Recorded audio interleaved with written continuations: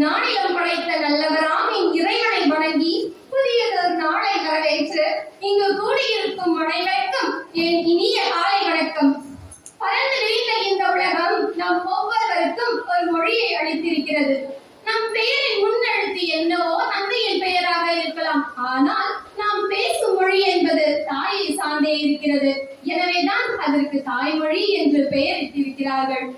சின்னஞ்சிறு முழலை கொஞ்சி பேசி விளையாட அக்குழந்தைக்கு பாலூட்டி சீராட்டி வளர்த்தவள் அன்னை. அந்த அன்னை பேசும் மொழியை பார்த்து இணைஞ்சிட்டு தன் பொன் இதழை திறந்து எழுத்துக்களை உச்சரிக்க ஆரம்பிக்கிறது. தாய்மொழி என்னும் பதத்தை யாரும் கற்றுக் கொடுக்காமல் அம்மழலை பற்றி கொள்கிறது. உலக மொழிகளில் ஏறத்தாழ 3000 மொழி என தமிழ் வரலாறு நூலில் மொழியாயிரம் தேவநீய பாவாணர் குறிப்பிட்டுள்ளார். அவற்றுள் இயல்பாக தோன்றிய இயல்மொழியாகிய நம் தமிழ் மொழி 16 பண்புகளுடன் பல்வகை சிறப்புகளுடன் ஒருங்கே பெற்றிருக்கிறது என்கிறார் பாவாணர். வேறு எந்த மொழியிலும் இல்லாத அளவிற்கு தொல்காப்பியம் தொடங்கி பன்னூர் இலக்கிய நூல் என தமிழுக்கு வளம் சேர்க்கின்றன.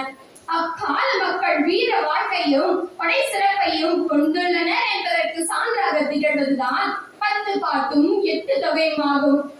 ஆழ்ந்து அகன்று தேடினாலும் திருக்குறளை போல வேறு எந்த மொழியிலும் அறநூல் இல்லை என்பது நாம் அனைவரும் ஏற்றுக்கொள்ள வேண்டிய ஒன்றாகும். ஒவ்வொரு மொழியும் ஒரு தனி சிறப்பை கொண்டிருக்கும். அதாவது ஆங்கிலம் வாணிக மொழி என்றும், லத்தீன் சட்ட மொழி என்றும், கிரேக்கம் இசை மொழி என்றும், பிரெஞ்சு தூது மொழி என்றும் கூறுகின்றனர். உலகில் மற்ற மொழியெல்லாம் வாயினால் பேசப்பட்டு செவிக்கு கருத்துணர்த்த வல்லவை.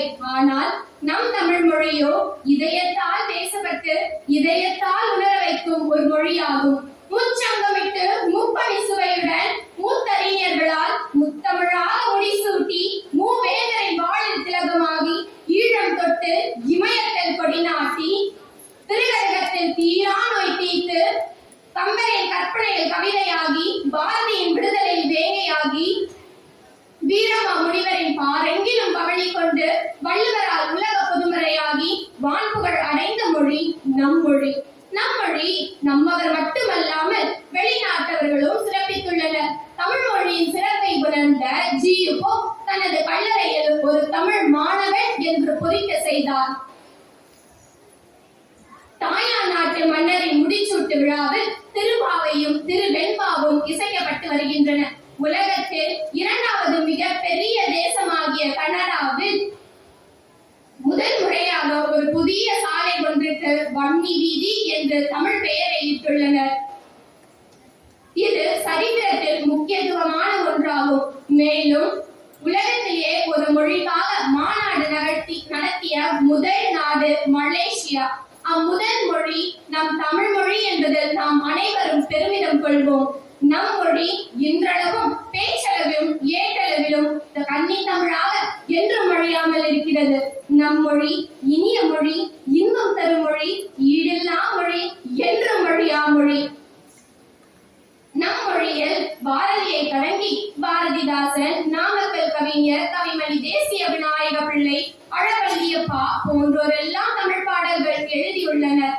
தமிழ் உரைநடை சாதாரண மாணவர்களும் படிப்பு இயங்கும் வகையில் கதைகள், புதினங்கள், நாடகங்கள், கவிதைகள் என்றெல்லாம் தோன்றியுள்ளன. தற்பொழுது ஆட்சி மொழியாக தமிழ் வந்த பிறகுதான் தமிழில் நீதிமன்றங்கள் நடைபெற்று வருகின்றன. ஆக என்றும் தமிழ், எதிலும் தமிழ், பொங்கும் தமிழ், புதுமை தமிழ், அமுத தமிழ், அள்ளி அள்ளி பருக தோன்றும் தமிழ் என இன்னும் சொல்லலாம், சொல்லிக் கொண்டே போகலாம். ஆக கருவிலேயே உருவாகும் கல்வி, கற்க கற்க வரும் சொல், தோண்ட தோண்ட வரும் சுரங்கம், சொற்கள் விளையாடும் அரங்கம், தாய்மொழி கல்விதான் உன்னை தரணியில் உயர்த்தும் என்பதை நினைவில் வைத்துக் கொண்டு நம் தாய்மொழி ஆகிய தமிழை வணங்கி இவ்வுலக அரங்கின் மேன்மை அடைய பாடுபடுவோம்.